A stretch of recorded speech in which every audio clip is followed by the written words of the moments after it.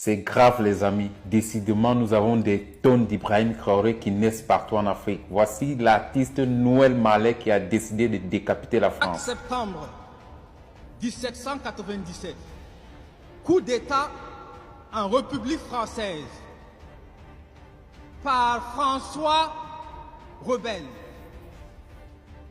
11 mai 1798, coup d'État en République française.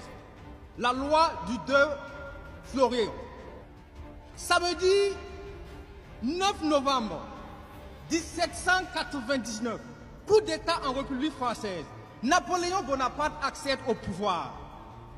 2 décembre 1851, coup d'État constitutionnel en République française. Napoléon Bonaparte se maintient au pouvoir à quelques mois avant la fin de son mandat, pendant que la constitution de la Deuxième République l'empêchait formellement. 13 mai 1958, coup d'État en République française. Le général de Gaulle revient au pouvoir. L'histoire ne ment pas.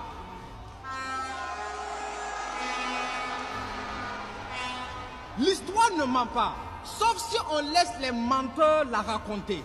Avant même que le Burkina Faso n'accède à l'indépendance, la République française avait déjà connu 6 coups d'État.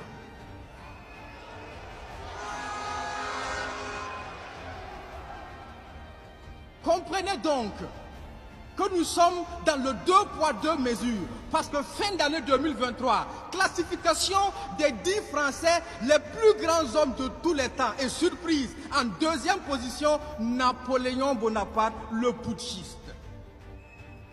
Dans le 2 poids 2 mesures, quand c'est eux, ce sont des sauveurs, et quand c'est nous, ce sont des putschistes. Quand c'est eux, ils jettent des fleurs, et quand c'est nous,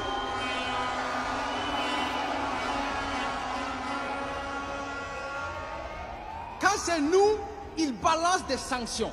Quand c'est eux, c'est le tapis rouge, plus grand homme de tous les temps. Et quand c'est nous, ils sont en rage et comme des caméléons, ils changent de teint.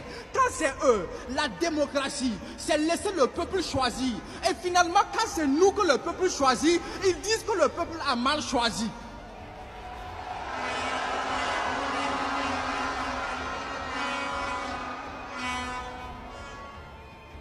La démocratie, c'est le libre choix et la dictature, c'est quand on impose. Mais quand eux, ils nous imposent la démocratie, n'est-ce pas ça aussi la dictature?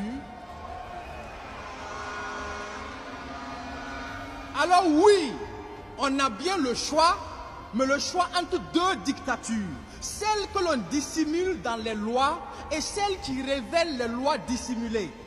Ne confondez pas la liberté et le fameux libertinage. Ne demandez pas à une prostituée des conseils de mariage.